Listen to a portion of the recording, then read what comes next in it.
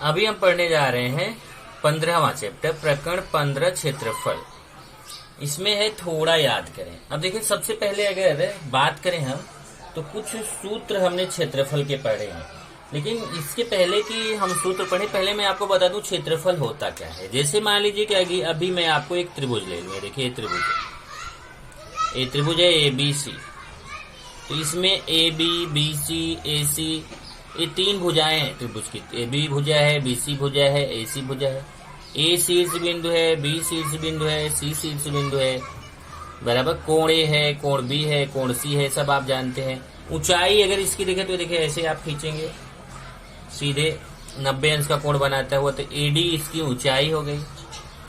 लेकिन अगर इस त्रिभुज के क्षेत्रफल की बात करें तो क्षेत्रफल का मतलब होता है कि इसका ये क्षेत्र, ये अंदर का पूरा ये जो क्षेत्र है, इसको बोला जाता है इस त्रिभुज का क्षेत्रफल। ये देखिए, अंदर का ये जो भाग है, इस भाग को बोला जाएगा त्रिभुज का क्षेत्रफल। तो क्षेत्रफल आपको समझ गया। क्षेत्रफल क्या होगा? इसके अंदर का ये जो भाग है, इसको बोलेंगे क्षेत्रफल। अगर यही चतुर्भुज है, चतुर्भुज का क्षेत्रफल है, इसके अंदर का जो भाग रहेगा, ये हो जाएगा चतुर्भुज का क्षेत्रफल। तो किसी भी चीज का अगर आपको क्षेत्रफल निकालना है तो क्षेत्रफल का मतलब उसके अंदर का ये जो भाग है, ये कितना है, इसी को बोला जाता है उसका क्षेत्रफल। तो क्षेत्रफल समझ गए, अंदर का भाग जो है इसको क्षेत्रफल बोलेंगे। अब भिन्न भिन्न आकृतियों का क्षेत्रफल भिन्न भिन्न तरीके से निकाला जाता है।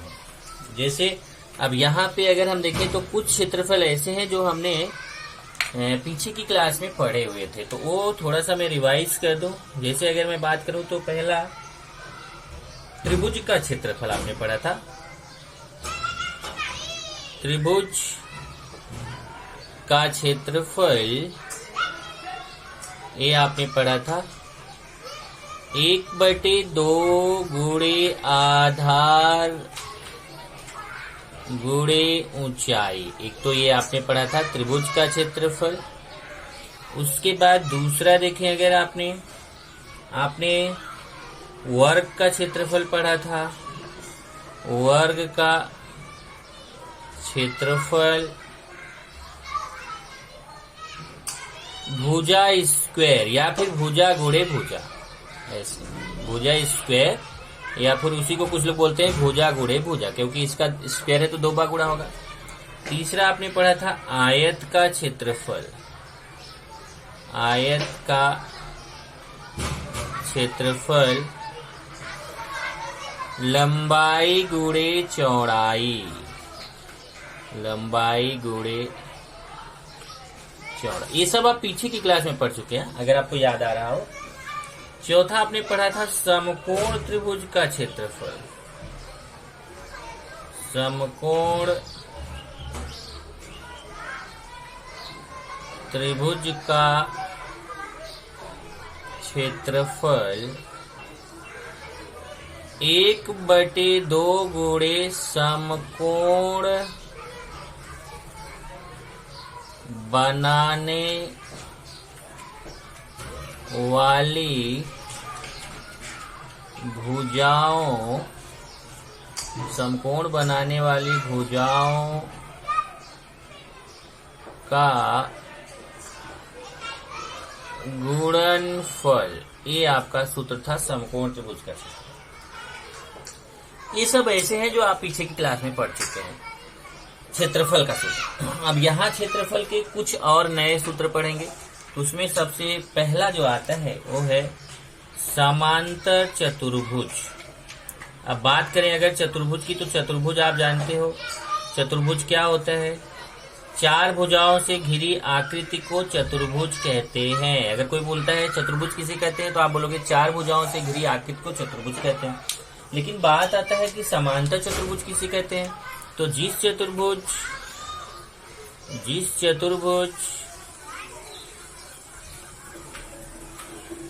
की सम्मुख भुजाएं, जिस चतुर्भुज की सम्मुख भुजाएं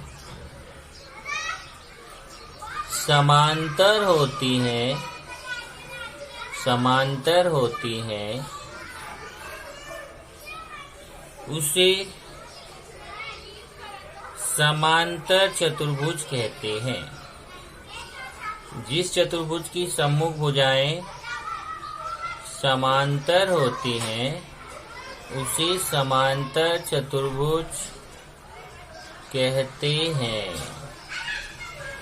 तो सम्मुख भुजाएं क्या होती हैं? समांतर, तो उसे क्या बोलेंगे? समांतर चतुर्भुज कहते हैं। अब आता है कि समांतर चतुर्भुज का क्षेत्रफल क्या होता है। तो सूत्र अगर हम समांतर चतुर्भुज के क्षेत्रफल का देखें तो यहाँ पे पहले तो समांतर चतुर्भुज की और खास बातें होती हैं कुछ, तो वो आप इसके पहले जो चतुर्भुज चैप्टर है उसमें आप पढ़ चुके हैं। तो मैं यहाँ पे केवल जो इस चैप्टर से रिलेटेड है उसको लेता हूँ सूत्र।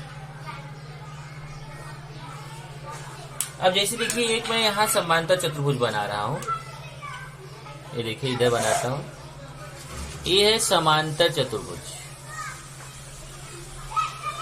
समांतर चतुर्भुज ए बी सी डी, ये समांतर चतुर्भुज है। इस चतुर्भुज की अगर हम ऊंचाई की बात करें तो देखिए यहाँ से भी हम ऊंचाई खींच सकते हैं, इधर से भी, ये देखिए ऐसे ऐसे आप ऊंचाई खींच सकते हैं इसकी। मान लो हमने एपी ऊंचाई खींच दिया, आप यहाँ से भी ऊंचाई खींच सकते हैं, ऐसे इधर आएगा बाहर, ओके, बाहर की तरफ ऊंचाई खींच सकते हैं, तो इसकी ऊंचाई हो गई। तो देखिए एपी ऊंचाई हो गई, और इसकी जो जिसका आधार क्या हो गया, ये बीसी। अगर बीसी आधार, ध्यान रखिए बीसी आधार है तो ऊंचाई ए से खींचेंगे, एपी इसकी ऊंचाई हो जाएगी। तो यहाँ पे सूत्र हो जाएगा समांतर चतुर्भुज का क्षेत्रफल। यहाँ नीचे लिखता हूं थोड़ा मैं, सूत्र समांतर चतुर्भुज का क्षेत्रफल, समांतर चतुर्भुज का क्षेत्रफल। अब ध्यान रखिए, ये जो चतुर्भुज हमने बनाया है, इस चतुर्भुज समांतर चतुर्भुज का क्षेत्रफल हम यहाँ पे निकाल रहे हैं। और समांतर चतुर्भुज का क्षेत्रफल होता है आधार गुणे ऊंचाई। ये आप नोट कर लो, ये सूत्र तुरंत याद हो जाएगा, अभी याद कर लो। समांतर चतुर्भुज का क्षेत्रफल का सूत्र क्या होगा? आधार गुणे ऊंचाई। मतलब अगर हमें समांतर चतुर्भुज का आधार पता है, ऊंचाई पता है, तो हम समांतर चतुर्भुज का क्षेत्रफल निकाल सकते हैं। कैसे? आधार गुणे ऊंचाई। तो इसी सूत्र पर हमारा ये जो सूत्र है, देखिए समांतर चतुर्भुज का क्षेत्रफल आधार गुणे ऊंचाई, इसी सूत्र पे हमारा प्रश्न संग्रह 15.1 का प्रश्न है, तो उसको हम लोग करेंगे। चलिए, ये जो हमने सूत्र पढ़ा कि समांतर चतुर्भुज का क्षेत्रफल बराबर होता है आधार गुणे ऊंचाई, इसी पे आधारित है हमारा प्रश्न संग्रह 15.1। प्रश्न संग्रह 15.1 में कुल 3 प्रश्न है, वो तीनों प्रश्न हम लोग करने वाले हैं। तो इसमें पहला प्रश्न देखते हैं क्या है। एक समांतर चतुर्भुज का आधार 18 सेमी है, ऊंचाई 11 सेमी है, तो उस चतुर्भुज का क्षेत्रफल ज्ञात करो। सबसे पहले तो एक चीज और वहां पे जोड़ लीजिए, जो आप अभी लिख रहे थे उसमें एक चीज और जोड़ लीजिए कि क्षेत्रफल की जो इकाई होती है वो सेमी स्क्वायर, मीटर स्क्वायर, या फिर वर्ग सेमी, वर्ग मीटर, वर्ग इकाई, ऐसा लिखा जाता है। तो यहाँ पे जैसे अभी क्या क्या दिया हुआ है, आधार दिया है 18 सेमी, तो समांतर चतुर्भुज का आधार, समांतर चतुर्भुज का आधार दिया हुआ है। आधार कितना दिया हुआ है? समांतर चतुर्भुज का आधार दिया है 18 सेमी। और क्या दिया है? ऊंचाई दिया है। ऊंचाई कितना दिया है? देखिए 11 सेमी, तथा ऊंचाई दिया है 11 सेमी। और हमें क्या निकालना है? हमें निकालना है समांतर चतुर्भुज का क्षेत्रफल। समांतर चतुर्भुज का क्षेत्रफल। तो अभी जस्ट आपने सूत्र पढ़ा, समांतर चतुर्भुज के क्षेत्रफल का सूत्र क्या होगा? आधार गुणे ऊंचाई। यही तो सूत्र है, आधार गुणे ऊंचाई। अब आधार कितना है 18, ऊंचाई कितना है 11, तो यहाँ हो जाएगा 18 गुणे 11। अब तो केवल गुणा करना है, 18 में 11 का गुणा करिए, ऐसे 18 गुणे 11 कर लेते हैं। यहाँ 1 अट्ठे 8, 1 1 के 1, 1 अट्ठे 8, 1 1 के 1, 8 8 1 9 1, कितना आया 198। 198। और जैसा कि मैंने बताया कि क्षेत्रफल की इकाई क्या लिखना है, अगर सेमी है, अगर आधार सेमी है, ऊंचाई सेमी है, तो क्षेत्रफल सेमी गुणे सेमी, सेमी गुणे सेमी मतलब सेमी स्क्वायर, या फिर उसी को लिखते हैं वर्ग सेमी। ये क्षेत्रफल, जब भी आप क्षेत्रफल निकालोगे तो ये चीज ध्यान रखोगे। चलो यहाँ पे मैं उत्तर लिख देता हूँ। इसका उत्तर हो जाएगा समांतर चतुर्भुज का क्षेत्रफल, समांतर चतुर्भुज का क्षेत्रफल बराबर 198 वर्ग सेमी। चलो ये हमारा हो गया प्रश्न 1।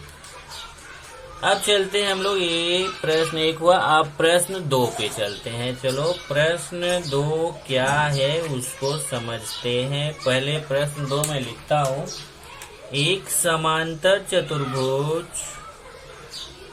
एक समांतर चतुर्भुज का क्षेत्रफल, एक समांतर चतुर्भुज का क्षेत्रफल 29.6 व सेमी लिखा वहां पे। वह सेमी वो शॉर्ट में लिखा है, वो होता है वह सेमी मतलब होता है वर्ग सेमी। तो एक समांतर चतुर्भुज का क्षेत्रफल 29.6 वर्ग सेमी। अब देखो क्षेत्रफल है इसलिए क्षेत्रफल की इकाई वर्ग सेमी लिखा हुआ है, और आधार 8 सेमी है। आधार कितना है, आधार है 8 सेमी। तो क्षेत्रफल दिया है, आधार दिया हुआ है, और हमें बोला है तो उस चतुर्भुज की ऊंचाई ज्ञात कीजिए। तो उस चतुर्भुज मतलब यही जो समांतर चतुर्भुज है, उस चतुर्भुज की ऊंचाई ज्ञात कीजिए। अब देखिए क्या क्या दिया है, क्या हमें निकालना है। हमें यहाँ पर क्षेत्रफल दिया है, आधार दिया है, और हमें ऊंचाई निकालना है। ओके, तो चलिए हल पे चलते हैं। हल में सबसे पहले हमें लिखते हैं, देखो कि इसमें क्या दिया गया है। इसमें जो दिया गया पहले उसको लिखेंगे। यहाँ पे हमें समांतर चतुर्भुज, समांतर चतुर्भुज का क्षेत्रफल दिया हुआ है। समांतर चतुर्भुज का क्षेत्रफल कितना दिया हुआ है, दिया है भाई 29.6। चेक कर लीजिए, 29.6 वर्ग सेमी। और आधार कितना दिया हुआ है, आधार अपने को दिया हुआ है देखो 8 सेमी। और हमें ऊंचाई क्या करना है, ऊंचाई हमें निकालना है। तो ऊंचाई के लिए मैं ऐसे लिख देता हूँ, ऊंचाई हमें निकालना है, ऐसा। अब देखिए सूत्र लगाते हैं। सूत्र यही लगेगा जो समांतर चतुर्भुज का। अब आप बोलोगे सर यहाँ पे तो ऊंचाई नहीं निकालना था, तो भी वही सूत्र, यहाँ ऊंचाई निकालना है तो भी वही सूत्र। हाँ, उसी सूत्र से ये मतलब सूत्र मतलब क्या होता है, आपको ये देखना है कि क्षेत्रफल आधार, समांतर चतुर्भुज के क्षेत्रफल आधार और ऊंचाई के बीच, इन तीनों के बीच ऐसा क्या संबंध है, वो संबंध वाला सूत्र हमें लगाना होता है। इन तीनों के बीच संबंध वाला सूत्र क्या है कि समांतर चतुर्भुज का क्षेत्रफल बराबर आधार गुणे ऊंचाई। तो समांतर चतुर्भुज का क्षेत्रफल, समांतर चतुर्भुज का क्षेत्रफल बराबर आधार गुणे ऊंचाई। अब यहाँ पे देखते हैं अब जिसका देखिए सूत्र का ये नियम होता है कि जो मान जिसका है उसकी जगह पे ही रखा जाता है। जैसे देखो अभी ये समांतर चतुर्भुज का क्षेत्रफल लिखा गया, ध्यान से देखना, समांतर चतुर्भुज का क्षेत्रफल, तो इसका मान है 29.6, तो इसकी जगह पे मैं लिख दूंगा ऐसे 29.6। यहाँ बीच में बराबर है ना, तो आपको ऐसे इसलिए लगाना पड़ेगा। तो यहाँ देखिए एक कितना रख दिया है, इसके समांतर चतुर्भुज का क्षेत्रफल 29.6 दिया था, तो हमने समांतर चतुर्भुज के क्षेत्रफल की जगह 29.6 लिख दिया, बराबर आधार। आधार देखेंगे तो आधार कितना है, यहाँ से देखिए आधार का मान 8 है, तो आधार की जगह 8 लिख देंगे, गुणे ऊंचाई, ऊंचाई का मान नहीं मालूम है तो ऊंचाई को हम ऐसे ही लिख देंगे क्योंकि ऊंचाई का मान नहीं मालूम है। अब समीकरण का नियम क्या होता है, देखिए 8 का यहाँ गुणा है, अभी आपने समीकरण पढ़ा था ना, तो हल करना आपको सिखाया था कि जैसे 8 गुणे ऊंचाई है और मुझे 8 को बराबर किधर लाना है, तो 8 यहाँ देखो गुणा के रूप में है, जब बराबर किधर आएगा तो ये भाग के रूप में आ जाएगा। तो ये 29.6 तो यहाँ पहले से ही है, बटे 8, 8 यहाँ भाग के रूप में आ गया, भाग मतलब बटा मतलब क्या होता है, भाग होता है, तो 8 यहाँ भाग के रूप में आएगा और उधर क्या बचेगा, उधर बचेगा ऊंचाई। अब आपको क्या करना है, 29.6 में 8 का भाग दे देंगे तो आपको इसकी ऊंचाई पता चल जाएगी। चलिए भाग दे के देखते हैं, ये हो गई ऊंचाई बराबर, चलिए यहाँ पे मैं आपको भाग दे के दिखाता हूँ। 29.6 में मैं 8 का भाग दूंगा, 8 का पहाड़ा 29 में पढ़ूंगा, 8 1 8, 8 दूना 16, 8 त्रिक 24, 8 चौक 32, ज्यादा हो जाएगा तो 3 जाएगा, 8 त्रिक 24, माइनस करेंगे यहाँ से तो 9 में से 4 गया 5, 2 में से 2 गया 0, फिर ये दशमलव को देखिए अब हमें 6 को उतारना है तो पहले दशमलव आ रहे, दशमलव यहाँ बढ़ा देंगे, फिर 6 को उतार लेंगे। 8 का पहाड़ा 56 में पढ़ेंगे, 8 सत्ते 56, यहाँ 7 जाएगा और यहाँ 8 सत्ते 56 हो गया। इस तरीके से भागफल कितना आ गया, 3.7, तो इसका मतलब 8 से जब इसमें भाग देंगे तो आएगा 3.7। और ये क्षेत्रफल नहीं है, ध्यान देना, ऊंचाई है, और ऊंचाई की इकाई जो आधार की इकाई होती है वही ऊंचाई की इकाई होगी। आधार की इकाई सेमी है तो ऊंचाई की इकाई भी क्या हो जाएगी, सेमी। और फिर इसका उत्तर आप यहाँ पे लिख दीजिए, उत्तर लिखेंगे, उत्तर में समांतर चतुर्भुज की ऊंचाई, समांतर चतुर्भुज की ऊंचाई, क्योंकि यहाँ देखो ऊंचाई निकालना था, क्षेत्रफल दिया हुआ था, कितना आया है ऊंचाई, देखो यहाँ पे 1 मिनट, समांतर चतुर्भुज की ऊंचाई कितना आया, उत्तर देखो 3.7 सेमी, तो यहाँ पे लिख देंगे 3.7 सेमी। इस तरीके से पहले वाले में हमें क्षेत्रफल निकालना था और दूसरे वाले में हमें क्या निकालना था, ऊंचाई निकालना था। ये आपने 2 प्रश्न कर लिया, अब एक प्रश्न और करना है, तीसरा। प्रश्न 3 देखते हैं। प्रश्न 3 क्या है, एक समांतर चतुर्भुज का क्षेत्रफल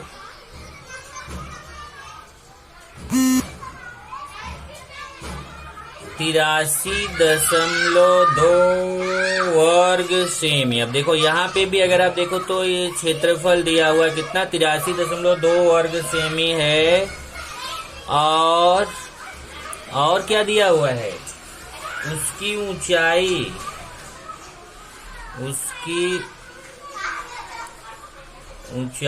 कितना दिया हुआ है, 6.4 सेमी हो, तब उसके आधार की लंबाई कितनी होगी, उसके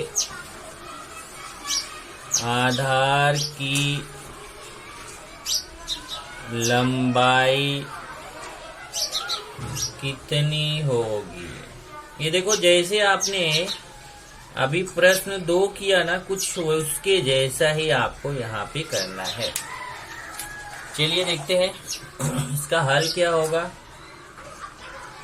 पहले क्या दिया है उसको लिखते हैं। यहाँ देखेंगे तो समांतर चतुर्भुज का क्षेत्रफल दिया गया। क्वेश्चन देखिए ध्यान से, समांतर चतुर्भुज का क्षेत्रफल दिया हुआ है, समांतर चतुर्भुज का क्षेत्रफल कितना दिया है? 83.2 वर्ग सेमी, ये क्षेत्रफल दिया हुआ है। और क्या दिया है? ऊंचाई दिया हुआ है। ऊंचाई दिया है 6.4 सेमी। और हमें निकालना क्या है? हमें आधार निकालना है। तो आधार देखो, आधार की लंबाई कितनी होगी, तो आधार हमें ज्ञात करना है। आधार क्वेश्चन मार्क हो गया। अब सूत्र वही है जो सूत्र आप अभी लिख रहे हो कि क्षेत्रफल, ऊंचाई और आधार में क्या संबंध होता है। तो समांतर चतुर्भुज का क्षेत्रफल, समांतर चतुर्भुज का क्षेत्रफल बराबर आधार गुणे ऊंचाई, ये सूत्र है। अब इसी में हम मान रखेंगे, आधार गुणे ऊंचाई में। चलिए मान रखते हैं, जिसका मान उसकी जगह। ध्यान रखिए, समांतर चतुर्भुज का क्षेत्रफल। अब देखिए, समांतर चतुर्भुज का क्षेत्रफल है, इसका मान 83.2 है, तो इसकी जगह पे 83.2 बराबर, फिर आधार का मान मालूम नहीं है तो आधार को ऐसे ही लिख देंगे। ये लिख दिया आधार को ऐसे, गुणे ऊंचाई। ऊंचाई का मान मालूम है 6.4। देख लो, ऊंचाई का मान 6.4 है, तो ऊंचाई की जगह 6.4 लिख देंगे। अब जैसा पिछले क्वेश्चन बताया था कि यहाँ देखो, आधार के साथ 6.4 का गुणा है। जब मैं 6.4 को इधर लाऊंगा तो भाग हो जाएगा, बटा में आ जाएगा ना, क्योंकि गुणा है, इधर आके भाग में आएगा। तो ये हो जाएगा 83.2 बटे 6.4 बराबर आधार। अब इसको हल करना है। यहां से देखिए, अगर ऊपर भी 10 का गुणा कर दो, नीचे भी 10 का गुणा कर दो, तो दशमलव हट जाएगा, क्योंकि भिन्न का नियम होता है कि जिस संख्या से ऊपर गुणा करो उसी संख्या से अगर नीचे गुणा कर दो तो उसमें कोई परिवर्तन नहीं होता है। अब ये देखो, 83.2 में 10 का, अब आप बोलोगे 10 का ही गुणा क्यों किया? क्योंकि दशमलव के बाद देखो एक स्थान है, तो आपको 10 का गुणा। दशमलव के बाद अगर 2 स्थान रहेगा तो 100 का गुणा। दशमलव के बाद 3 स्थान रहेगा तो 1000 का गुणा। यहाँ दशमलव के बाद एक स्थान है तो 10 का गुणा करना है, तो ये दशमलव हट जाएगा। ये हो जाएगा 832। देखो, दशमलव हट जाएगा तो 832 हो जाएगा। यहाँ से दशमलव हट जाएगा तो 6.4 में से दशमलव हटेगा तो 64 बराबर आधार। अब इसको हमें काटना है, और इसको काटेंगे तो हमें आधार पता चल जाएगा। चलिए मैं काट के दिखाता हूँ। यहाँ ये 832 है, इसमें मुझे 64 से काटना है। तो चलिए, अगर मैं इसको मान लो 8 से काट दूं, 8 से इसको काटूंगा 832 को, तो 832 में जब आप 8 का भाग दोगे तो जरा देखो, बहुत अच्छा सा भाग है। 832 में 8 का भाग दोगे तो 8 एक के 8, फिर आप 3 उतारोगे, 3 उतारोगे तो भाग नहीं जाएगा, तब आप 0 भाग ले जाओगे, बराबर कि नहीं, और यहाँ 0 हो जाएगा।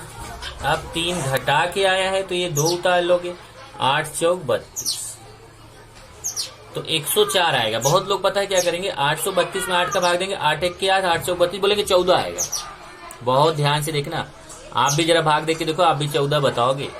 बहुत सारे लोग 104 बताएंगे, लेकिन बहुत सारे स्टूडेंट 14 बताएंगे। गलत है, 104 आएगा, क्योंकि जब आप 3 उतारते हो, 3 में भाग नहीं जा रहा है, तो पहले भाग 0 ले जाओ, फिर 3 जब घटा के आएगा तब 2 उतारोगे, 104 आएगा।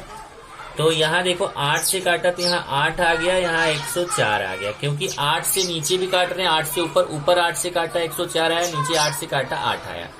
अब फिर 8 से 104 में भाग दो। अब 8 से 104 में फिर भाग दीजिए, ऐसे 104 भागे 8, 8 एक के 8, और घटाएंगे तो 2 आएगा, फिर 4, फिर 8 त्रिक 24, तो कितना आ गया? 13 आ गया। आधार कितना आ जाएगा? 13। और आधार की भी इकाई वही होगी जो ऊंचाई की इकाई है। ऊंचाई की इकाई सेमी है, तो आधार की भी क्या हो जाएगी? सेमी हो जाएगी, तो ये आएगा सेमी। अब हम यहाँ पे उत्तर लिख देंगे। उत्तर लिखेंगे, समांतर चतुर्भुज का आधार निकालना था ना, तो समांतर चतुर्भुज का यहाँ उत्तर लिखा। समांतर चतुर्भुज का आधार बराबर कितना आया? 13 सेमी। ये देखो यहीं पे स्वाध्याय, यहाँ पे प्रश्न संग्रह खत्म हो जाता है। यहीं पे एक चीज मैं आपको बहुत इंपॉर्टेंट अपना छूट गया था, ये मुझे शुरू में बताना चाहिए था, नहीं बताया था, अब बता देता हूँ। याद रखिए कि जो क्षेत्रफल होता है, चाहे वो किसी चीज का क्षेत्रफल हो, चाहे त्रिभुज का क्षेत्रफल हो, चाहे चतुर्भुज का क्षेत्रफल हो, चाहे समांतर चतुर्भुज का क्षेत्रफल हो, चाहे आयत का क्षेत्रफल हो, चाहे वर्ग का क्षेत्रफल हो, क्षेत्रफल की जो इकाई होती है ना, वो वर्ग सेमी होती है, या इसी वर्ग सेमी को हम एक नाम और ऐसे सेमी वर्ग देते हैं। वर्ग मीटर होती है, या इसी को हम ऐसे मीटर वर्ग लिख देते हैं। वर्ग इकाई होती है। वर्ग इकाई कब होगी? जब आदि इसलिए लिख देता हूं कि ऐसे किलोमीटर है तो वर्ग किलोमीटर हो जाएगा, बराबर कि नहीं? बहुत सारा निकाल सकते हैं। तो जब भी अगर प्रश्न सेमी में है तो क्षेत्रफल की इकाई वर्ग सेमी होगी, या उसी को सेमी वर्ग बोलेंगे। अगर प्रश्न मीटर में है तो क्षेत्रफल की इकाई वर्ग मीटर होगी, या उसी को मीटर वर्ग बोलते हैं। ये दोनों एक ही चीज है, यहाँ पे देखो ये दोनों एक ही चीज है। और अगर प्रश्न में कुछ भी नहीं दिया, केवल संख्या दिया है, तो वहां पे क्षेत्रफल की इकाई वर्ग इकाई लिखना है। आदि लिखने का मतलब हुआ कैसे? वर्ग किलोमीटर, वर्ग हेक्टोमीटर, वर्ग डेकामीटर, ऐसे बहुत सारा हम निकाल सकते हैं। तो ये क्षेत्रफल की इकाई आपको ध्यान रखना है हमेशा, ऐसे वर्ग सेमी, वर्ग मीटर, वर्ग इकाई, या फिर सेमी स्क्वायर, मीटर स्क्वायर, इस तरीके से क्षेत्रफल की इकाई लिखी जाती है। इस चीज का आप ध्यान रखेंगे। ओके, तो यहाँ से हमारा प्रश्न संग्रह 15.1 खत्म हो जाता है। अब हम लोग अगला जब लेक्चर पढ़ेंगे तो वहां पे हम लोग पढ़ेंगे, अभी हमने समांतर चतुर्भुज का क्षेत्रफल पढ़ा, क्या सूत्र था? आधा गुणे ऊंचाई। अब हम लोग पढ़ेंगे समचतुर्भुज का क्षेत्रफल अगले लेक्चर में।